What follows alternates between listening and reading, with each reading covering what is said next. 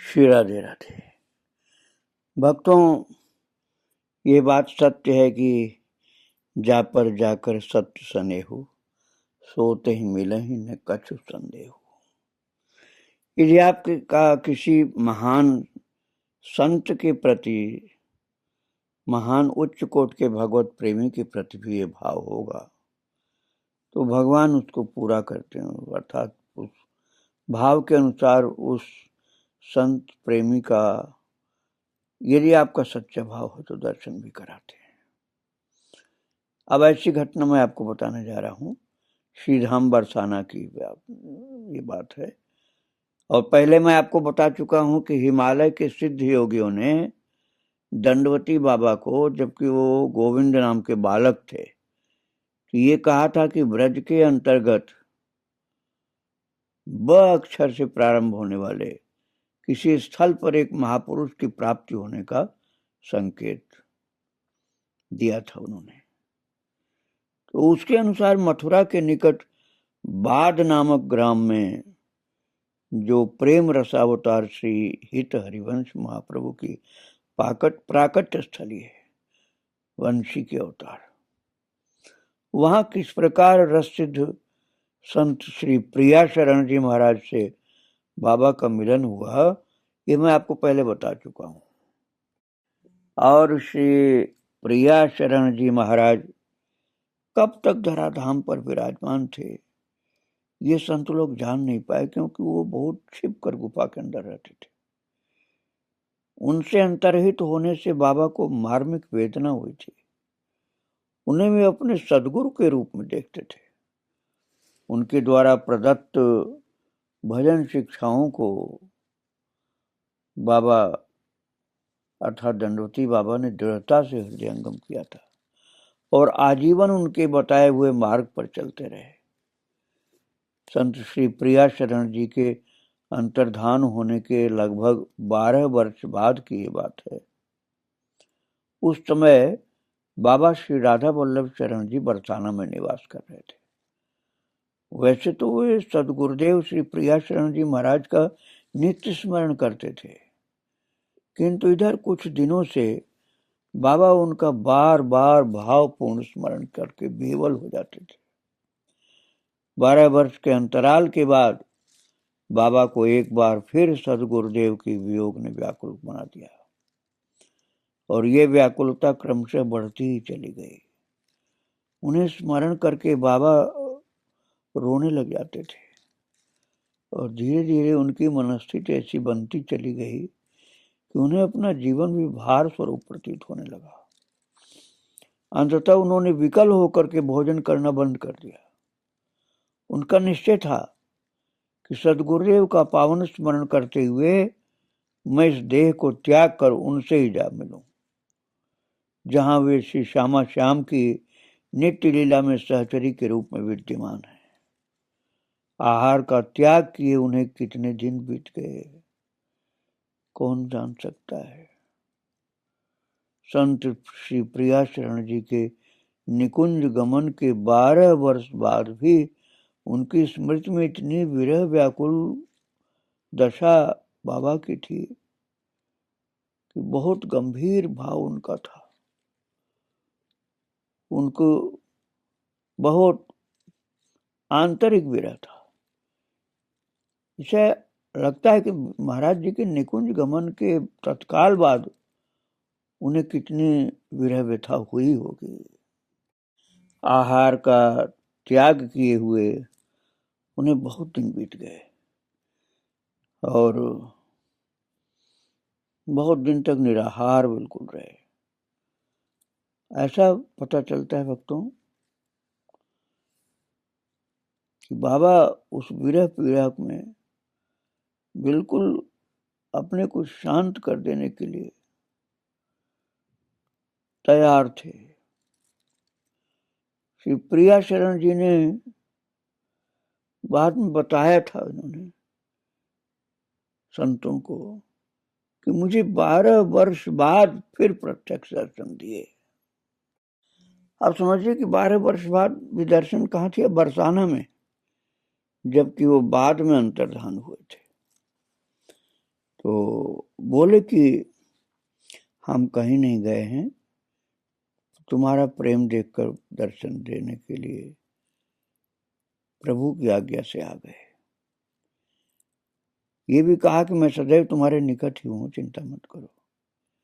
तुम एकाग्रचित्त होकर के अपने साधन भजन में जुटे रहो, तथा जो भी जिज्ञासु साधक तुम्हारे पास आए उसको उचित मार्ग दिखा करके भक्ति मार्ग पर प्रेरित करते रहो।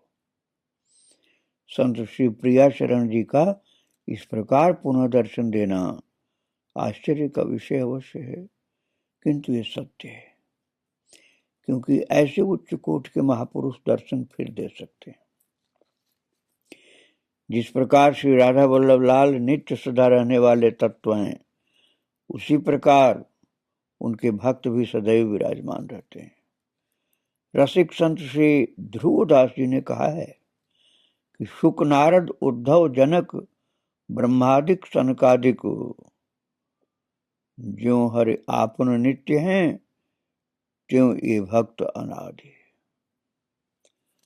तो दंडवती बाबा में इतनी पात्रता थी कि जो अंतर्धान हो चुके हैं वो भी दर्शन देने के लिए प्रकट होते थे। बहुत तपस्या थी बाबा की। पूज्य बाबा के द्वारा गिरिराज जी की दंडवती परिक्रमा की चर्चा तो मैंने आपको सुनाई दिया। उस अवधि में मथुरा का कोई व्यक्ति जो श्री गोवर्धन परिक्रमा के लिए प्राय वहां आया करता था, तो बाबा के संपर्क में आया। वो जब भी गोवर्धन आता, बाबा से मुलाकात होने पर उन्हें 20 रुपया भेंट करता। अब ये बात तो भक्तों कम से कम मेरा ख्याल है 40-50 साल पहले की है। तो वे उसके भाव को देखते हुए भेंट स्वीकार कर लेते थे। ये क्रम वर्षों तक चलता रहा। एक दिन वो बाबा से बोला कि परिक्रमा पूर्ण होने पर आप यहाँ से चले जाएंगे, अथवा ये भी हो सकता है कि आयु के प्रभाव से शरीर वृद्ध एवं रोगग्रस्त होने पर मैं गोवर्धन न आ सकूं, किंतु इन दोनों स्थितियों में आप मेरी 20 रुपए की भेंट स्वीकार करने के लिए स्वयं ही मथुरा आकर मुझे दर्शन देने की कृपा करें। अब ये भक्तों एक संत की, एक तपस्वी संत की लीला आप समझकर, पैसे की कीमत मत समझिएगा। 20 रुपए उस समय कीमत थी जब की बात है। तो उसका भाव था उस भक्त का, तो बाबा ने आश्वासन दे दिया कि ठीक है, ऐसा ही होगा जैसा तुम चाहते हो। तो ये भी बोल दिया बाबा ने कि जब तुम्हारी भेंट यहाँ नहीं होगी तब मैं मथुरा आ जाऊंगा। श्री गोवर्धन दंडवती परिक्रमा 16 वर्ष चली थी। उसके पश्चात बाबा कुछ समय बरसाना रहे, 2.5 वर्ष वहां परिक्रमा की, तब वृंदावन आए थे। और इस दीर्घ अवधि में रुपए का मूल्य बराबर गिरता रहा, साथ ही महंगाई का स्तर भी बढ़ता चला गया। वृंदावन वास की अवधि में जबकि बाबा वृद्ध और रोगग्रस्त भी हो चुके थे, तो भी वे अपने वचन का निर्वाह करने के लिए समय समय पर मथुरा चले जाते थे भक्त का भाव देखकर, और उसके 20 रुपए को स्वीकार कर लेते थे। मथुरा आने जाने के लिए जिन वाहनों का उपयोग करते, महाराज कभी कभी तो भावग्राही बाबा वो 20 रुपए से ज्यादा खर्च कर देते थे किराए में भी, आने जाने को मिलाकर। किंतु वचन निर्वाह के लिए जब तक संभव हो सका मथुरा जाते थे। एक बार किसी ने बाबा से कहा, मथुरा आने जाने में आपका 20 रुपए से ज्यादा खर्च हो जाता है, बाबा क्यों जाते हो? बाबा ने उत्तर दिया कि यहाँ महत्व 20 रुपए का नहीं है भैया, महत्व है सामने वाले के भाव का, और वो आ नहीं सकता है क्योंकि उसका शरीर इस लायक नहीं है। और मैंने उसको हाँ बोल दिया था, तो उसके भाव की रक्षा करने के लिए चला जाता हूं। जैसे दीपक जलाकर सूर्य की पूजा की जाती है। क्या सूर्य भगवान के पास रोशनी की कमी है क्या? नहीं, भाव है अपना। या अंजलि में जल भर करके सागर की पूजा की जाती है। इन दोनों स्थलों में पूजन सामग्री की अल्पता का महत्व नहीं है, अपितु भाव का ही महत्व है। सूर्य भगवान के पास तो अपार प्रकाश है, लेकिन वो भावग्राही हैं, इसलिए दीपक के शुद्ध प्रकाश से सूर्यदेव संतुष्ट हो जाते हैं। अंजलि के शुद्ध जल से सागर देव संतुष्ट हो जाते हैं। ऐसे ही ठाकुर जी और उनके संत वस्तु के कम या ज्यादा होने से संतुष्ट नहीं होते, बल्कि वस्तु प्रदान करने वाले के भाव से संतुष्ट होते हैं। भक्तों, हमारे धर्म ग्रंथों में आहार शुद्धि को विशेष महत्व दिया गया है। आहार शुद्ध न होने से उसका प्रभाव मन बुद्धि पर प्रतिकूल पड़ता है, जिससे मनुष्य की रुचि, संस्कार, चिंतन और प्रवृत्ति ये सब कुमार्ग की ओर जाने लग जाती है। यद्यपि आहार शुद्धि का महत्व सदैव सभी के लिए है, लेकिन अध्यात्म भाव पर चलने वालों को तो विशेष ही ध्यान रखना चाहिए। भोजन की शुद्धि का अर्थ केवल इतना ही नहीं है कि वो स्नान आदि के पश्चात शुद्ध वस्त्र पहन करके बनाया गया हो। अरे, इस विषय में विस्तार बहुत हो सकता है, लेकिन इतना समझिए कि भाव का भी महत्व बहुत होता है। धन उपार्जन की शुद्धता और बनाने वाले का भाव, भोजन की वस्तुगत गुण की बात, उसकी पवित्रता, ये सब का ध्यान संत लोग दिया करते हैं। दोस्तों, बाबा श्री राधा वल्लभ चरण जी की आहार शुद्धि के सभी स्तरों का विशेष ध्यान रखना उनका स्वभाव था। तो धन की शुद्धता का भी वो सूक्ष्मता से विचार करते थे। श्री गुरु पूर्णिमा के पावन पर्व पर अनेक शिष्य उनका दर्शन करने आया करते थे। गुरु पूजन के अवसर पर उन शिष्यों के द्वारा अपने गुरुदेव दंडवती बाबा को धन द्रव्य भी भेंट करते थे। बाबा उनका भाव देख के ले लेते थे कि किसी को दुखी क्यों करना। सब लोगों के चले जाने के पश्चात दंडवती बाबा उन रुपयों को छांटना प्रारंभ करते। उनमें से 5 एवं 10 रुपये आदि के छोटे नोट एक ओर रख लेते थे और शेष बड़े नोटों को दूसरी ओर। एक बार किसी ने उनसे पूछा कि बाबा, आप ऐसा क्यों करते हैं? तो उन्होंने उत्तर दिया कि किसान एवं अन्य श्रमिक वर्ग के शिष्य जो प्राय निर्धन होते हैं, वे ऐसे छोटे छोटे नोट भेंट करते हैं, और व्यापारी लोग जो हैं वो बड़े नोट भेंट करते हैं। तो किसान एवं श्रमिकों की आमदनी प्राय विशुद्ध होती, बड़ी मेहनत की कमाई होती है, क्योंकि उसमें टैक्स, चोरी, मिलावट, धोखेबाजी, ये सब की संभावना बिल्कुल नहीं होती। और व्यापारी लोग अपना कार्य चलाने के लिए ये गलत तरीके भी अपनाते हैं, मिलावट, धोखेबाजी, टैक्स चोरी, ये सब करते हैं, तो उनका धन उतना पवित्र नहीं होता है। इसलिए किसानों की आय शुद्ध होती है, मजदूरों की आय जो होती है, इनकम, वो शुद्ध होती है। तो मैं उनके द्वारा दी गई भेंट को ही अपने निजी खर्च में इस्तेमाल करता हूँ।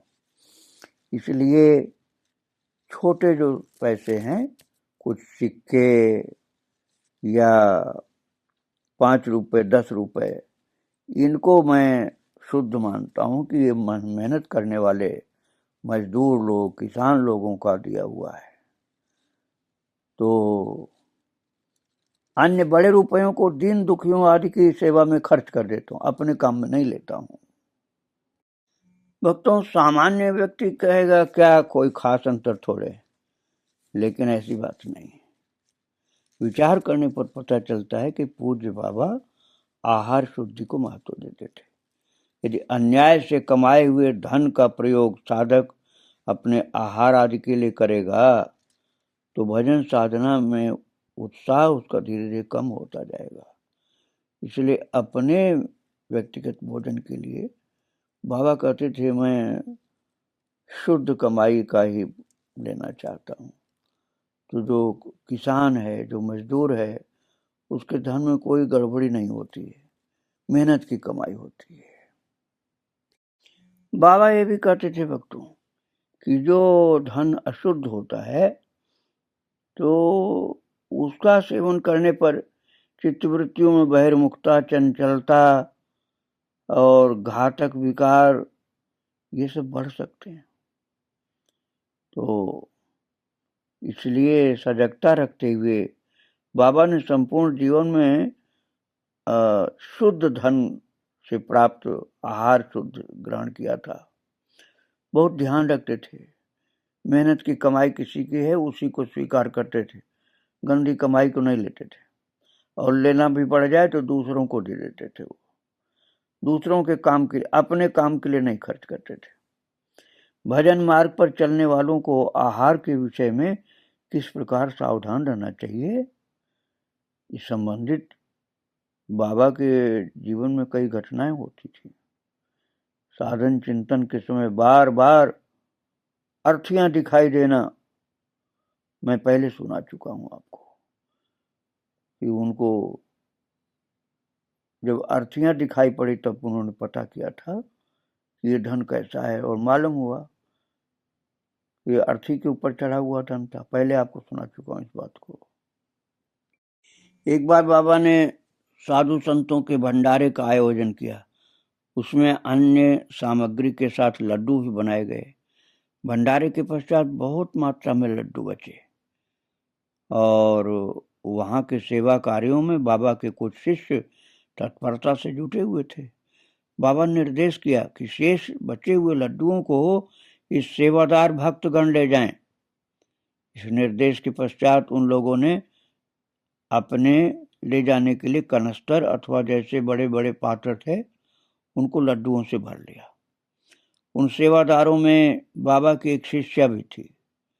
वो महिला श्री हित हरिवंश महाप्रभु द्वारा प्रकटित श्री वृंदावन रसोपासना में यथासंभव तत्परता पूर्वक लगी रहती थी। बाबा उसकी भजन परायणता देखकर उस पर प्रसन्न हुआ करते थे। भंडारे के पश्चात जबकि अन्य लोग बड़े बड़े पात्रों में शेष बचे हुए लड्डुओं को प्रसाद रूप में अपने साथ घर ले जाने की तैयारी में थे, तब बाबा ने एक छोटे से पैकेट में मात्र 6 लड्डू ही उस अपनी शिष्या को देने का आदेश दिया। अब भक्तों, बाबा और लोगों को तो बहुत बड़े बड़े बर्तन भर भर के, कनस्तर डिब्बे भर भर के लड्डू दे रहे थे, और उस शिष्या को केवल 6 लड्डू दिया। तो बाबा के इस व्यवहार में उसको विषमता दिखलाई पड़ी, तो थोड़ी देर के लिए अच्छा नहीं लगा उसको। उसके मनोभाव को बाबा ताड़ गए। तो उन्होंने उसे इसका कारण समझाते हुए कहा कि ये जो भंडारा सेवा में प्रातःकाल से लगे हुए भक्तगण हैं, इनका भजन मार्ग के प्रति अभी कोई रुझान नहीं है, इसलिए अपने साथ भले ही अधिक मात्रा में लड्डू ले जाएं और उन्हें कई दिन तक पाते रहें, इससे कोई प्रभाव इन पर नहीं होगा। परंतु तुम उपासना के मार्ग पर गंभीरता पूर्वक चलना चाहती हो और उसके लिए सदैव प्रयासरत रहती हो, इसलिए तुम्हें अपने आहार के विषय में अधिक सावधानी की आवश्यकता है। इस भंडारे में जिन भक्तों का द्रव्य लगा है वे उसका किस प्रकार उपार्जन करते हैं, ये मुझे सबका ठीक प्रकार से ज्ञान नहीं है। इसलिए इस एक साधक के लिए भंडारा और उससे बची हुई भोजन सामग्री को प्रसाद के रूप में यत्किंचित ही सेवन करना चाहिए। ज़्यादा भरपेट भोजन ऐसे नहीं लेना चाहिए, ऐसे भंडारे का बहुत बहुत थोड़ा ही लेना चाहिए। तो मैंने तुमको ज़्यादा इसलिए नहीं दिया। उसका अधिक मात्रा में सेवन भजन साधना के लिए हानिकारक हो सकता है, इसीलिए तुमको थोड़ा ही दिया है। श्री वृंदावन धाम के मोती झील क्षेत्र में सुखदा भक्ति आश्रम में बाबा ने कई वर्षों तक निवास किया। वहाँ बाबा इस प्रकार के सेवा कार्यों को किया करते थे। साधु संतों को तथा ब्रजवासी एवं अन्य लोगों को सेवा जो बाबा के द्वारा चलती थी, तो कभी भोजन भंडारे के रूप में, तो कभी गेहूं, चावल, चीनी आदि सूखी वस्तुओं के वितरण में दंडवती बाबा सबकी सेवा किया करते थे। अपने पास आए हुए द्रव्य को भविष्य के लिए जोड़ के रखने की प्रवृत्ति उनकी नहीं थी। जो आया है धन सबको सेवा में खर्च कर देते थे। जितना भी रुपया उनके पास आता उसका यथा समय और यथा योग्य अवसर पर दूसरों के लिए खर्च करते थे। ऐसा स्वभाव था बाबा का।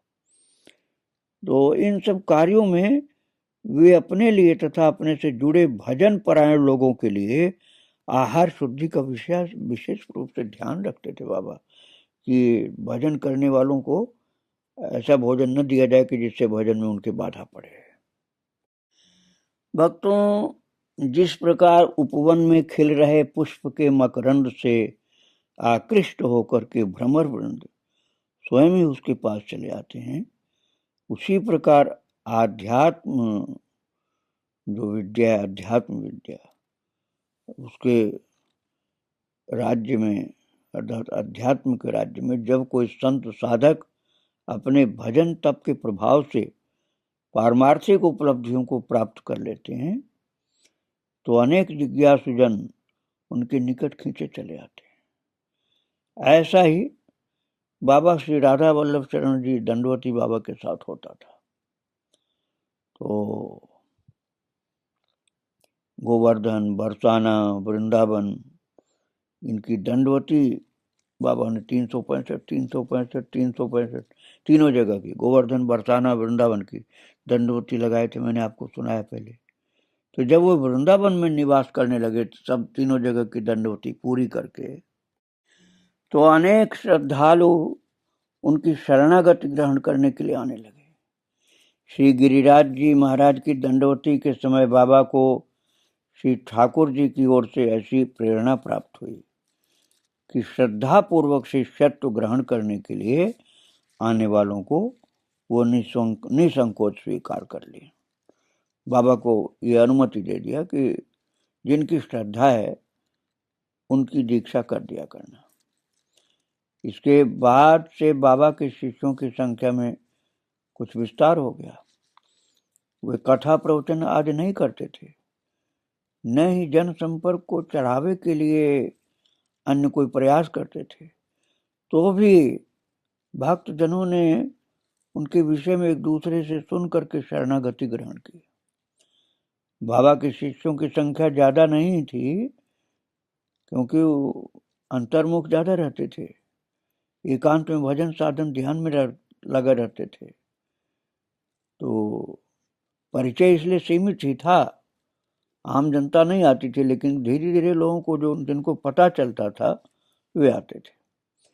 तो थोड़े लोग उनके परिचित हुए, बहुत ज्यादा भीड़ तो नहीं थी, लेकिन उनकी तपस्या, उनका भजन, ध्यान, पूजन जिनको मालूम हुआ वो लोग शरण में आए। तो इसी से उनका कुछ लोगों से परिचय हो गया था। तो तीनों स्थल जो मैंने बताया ना, गोवर्धन जी, बरसाना और श्री वृंदावन धाम, तो तीनों स्थलों की दंडवती की कुल अनुमानित अवधि जो लगभग 23-24 साल कुल थी। इतने अधिक समय तक मार्ग पर परिक्रमा लगाते हुए भी बाबा का जन संपर्क बहुत अधिक, जितना लोग प्रचार करने वाले बढ़ा देते हैं उतना तो नहीं था, लेकिन श्रद्धावान फिर भी लोग जान सके थे उनको। और अंतर्मुखी वृत्ति थी, से लोगों से ज्यादा वो बात नहीं करते थे। भगवत गीता में जन संपर्क को अरुचिकर बताया गया है 13वें अध्याय में, अरतिर जन संसदी। तो बाबा को भी यही स्वभाव था, ज्यादा जन समुदाय में वो लिप्त नहीं होते थे, बहुत जरूरी बात ही करते थे, नहीं तो चुप रहते थे। पूज्य बाबा का अपने शिष्यों के प्रति बड़ा कोमल व्यवहार था। उनके सुख दुख के प्रसंग में परिवार के एक सदस्य के समान सौहार्द एवं सहानुभूति का व्यवहार करते थे। शिष्यों को परमार्थ मार्ग के साथ साथ समय समय पर व्यवहार संबंधी शिक्षाएं भी दिया करते थे। यही कारण है कि प्राय सभी शिष्य उन्हें अपने अभिभावक के रूप में अनुभव करते थे। वो यही मानते थे शिष्य लोग कि हमारे परिवार के मुखिया हैं बाबा। तो शिष्यों से संबंधित कुछ घटनाओं का इसलिए मैंने वर्णन आपको सुनाया, और कुछ बातें मैं और भी सुनाऊंगा आपको, लेकिन आज बाबा को प्रणाम करके उनकी चरितावली को यहीं विराम दे रहा हूँ। आगे मैं फिर चर्चा बाबा की करूंगा। श्री राधे राधे, जय श्री राधे राधे।